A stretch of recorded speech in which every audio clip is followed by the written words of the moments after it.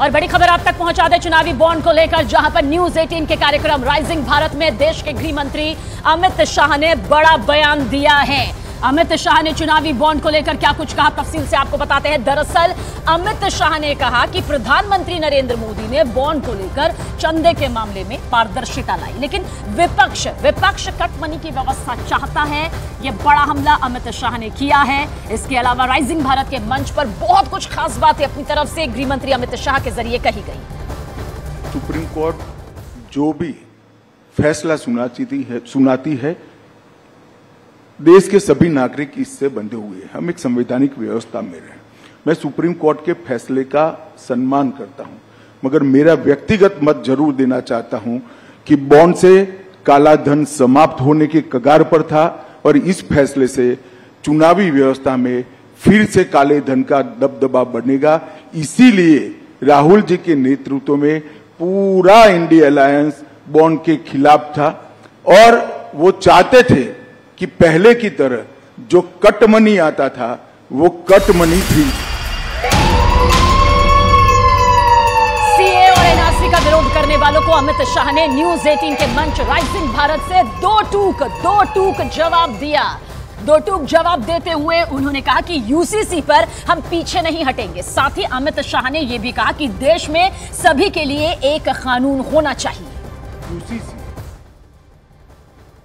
लोकभोग्य भाषा में common civil code, ये आज से हमारा मुद्दा नहीं है जी, 1950 से हमारा मुद्दा है। इसके लिए मेरी पार्टी ने आंदोलन किया है, जनसंघ था तब से करा है और हम इससे हट नहीं सकते हैं।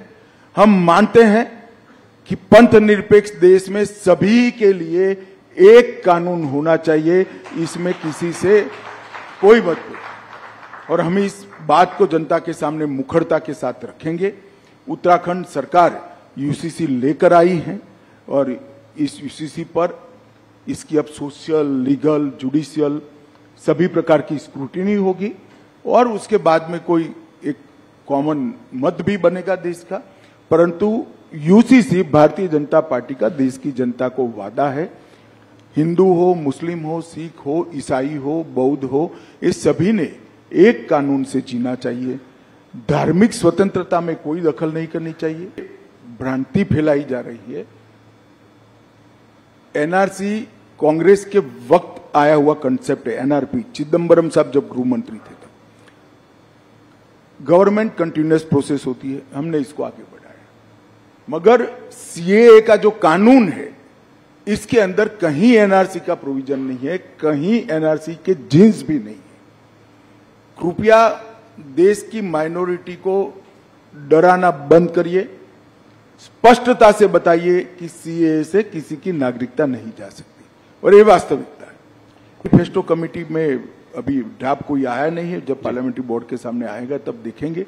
परंतु मैं इस मंच से इसकी घोषणा भी नहीं कर सकता, परंतु मैं इतना स्पष्ट कर देना चाहता हूं, अभी देश के सामने सीएए का कानून है जिसमें एनआरसी के कोई वायरस नहीं है।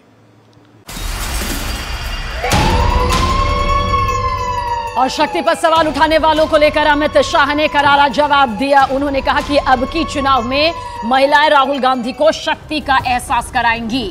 कांग्रेस पर हमला बोलते हुए अमित शाह ने कहा कि राहुल गांधी को खुद मालूम नहीं है कि वो आखिर क्या बोलते हैं। साथ ही उन्होंने ये भी कहा कि जितनी गाली हमें दोगे कमल उतना ही खिलेगा। ओबीसी को पहली बार संवैधानिक अधिकार देने का काम नरेंद्र मोदी जी ने किया है और ये ओबीसी के सेक्रेटरीज गिनाते हैं जी, ज्वाइंट सेक्रेटरी गिनाते हैं। टॉप 70-80 में कुछ 2-3 हैं, 2-3 उनको मालूम नहीं है। भारत सरकार में जो टॉप पर आता है करीब 55 से 60 साल के बीच में होता है जी। इसकी भर्ती कब हुई होगी राहुल जी? जी जी आपके दादी और परनाना के समय में भर्ती हुई है, ये अब यहां पहुंचे, उनको मालूम नहीं है। और इनको टॉप सेक्रेटरीज दिखाई पड़ते हैं जो उन्होंने भर्ती करे थे।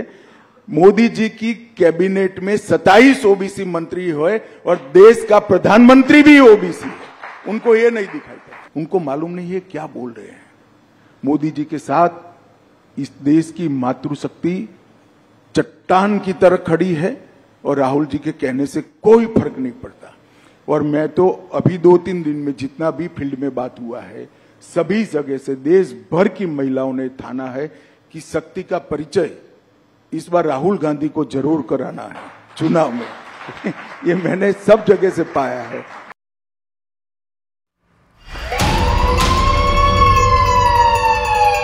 राइजिंग भारत के मंच से गृह मंत्री अमित शाह ने ममता बनर्जी पर भी बड़ा हमला किया। गृह मंत्री अमित शाह ने इस मंच से कहा कि ममता बनर्जी मोदी सरकार की बड़ी योजनाओं को जनता तक पहुंचने ही नहीं देती। ममता बनर्जी को लेकर उन्होंने यह भी कहा कि ममता पीएम मोदी की लोकप्रियता से डरती हैं, खौफ खाती हैं। अमित शाह ने कहा कि इस बार बीजेपी पश्चिम बंगाल में 25 से भी ज्यादा लोकसभा सीटें जीतेंगी। तो वहीं अमित शाह ने जांच एजेंसियों को सही ठहराया और कहा कि गलत किया है तो कार्रवाई होकर रहेगी। बंगाल की जनता 1 करोड़ों रुपया जो पकड़ा गया है, इसमें ईडी पर सवाल नहीं उठाती है, ममता जी पर सवाल उठाती है कि रुपया कहां से आता है, रुपया किसका है। ये रुपया बंगाल की गरीब जनता का रुपया है भैया। वहां पर मोदी जी की योजनाएं नीचे नहीं पहुंच रही है। डर है उनको कि इस योजना से मोदी जी लोकप्रिय हो जाएंगे। क्या दोष है बंगाल के गरीब लोगों का? क्यों 5 लाख तक का उनको स्वास्थ्य की सुविधाएं नहीं मिल रही? क्यों अनाज उनका कालाबाजारी में बेचा जा रहा है? क्यों जल से नल से जल की योजना वहां ठीक से इंप्लीमेंट नहीं हो रही है? क्यों अब तक सीए से इनको महरूम रखा गया? केवल और केवल वोट बैंक की पॉलिटिक्स के कारण, भ्रष्टाचार के कारण। भ्रष्टाचार उनका उजागर हो चुका है। बंगाल की जनता के सामने ममता जी एक्सपोज हो चुकी है। एक महिला मुख्यमंत्री के शासन में जिस तरह से संदेश खाली में सालों तक बहनों माताओं पर अत्याचार होते रहे और उनके पार्टी के नेताओं के द्वारा होते रहे, सुप्रीम कोर्ट और हाई कोर्ट को दखल करने पड़ते, तब जाकर अरेस्ट करते हैं। ममता जी के मंत्री के घर से 51 करोड़ रुपया मिलता है। कांग्रेस के सांसद के घर से 355 करोड़ मिलता है। 10 मशीन एसबीआई की गिनते गिनते थक जाती है, गर्म हो जाती है, और ये कहते हैं कार्यवाही ना हो। भैया कार्यवाही का सवाल मत उठाओ। तेरे सांसद के घर से 350 करोड़ कहां से आया, वो सबसे बड़ा सवाल है। ममता के मिनिस्टर के घर से 55 करोड़ कहां से आया, वो बड़ा सवाल है। क्या समझते हो, जनता कुछ देखती नहीं है? तो क्या नोटों की गड्डियां भरने के लिए मेटाडोर लाने पड़ते, एक मेटाडोर छोटा पड़ गया, दूसरा मेटाडोर रात को 4 बजे लाना पड़ा। ये कहां जाने वाला था पैसा? राहुल बाबा बता सकते हैं देश की जनता को? ये 355 करोड़ जो कांग्रेस के सांसद के घर से पकड़े, किसके? इसका जवाब देना चाहिए उनको। और बाद में ईडी कार्यवाही नहीं करे, ऐसा नहीं होगा। जो करप्शन करेगा उस पर कठोर कार्यवाही होगी और जेल की सलाखों के पीछे भी जाएंगे।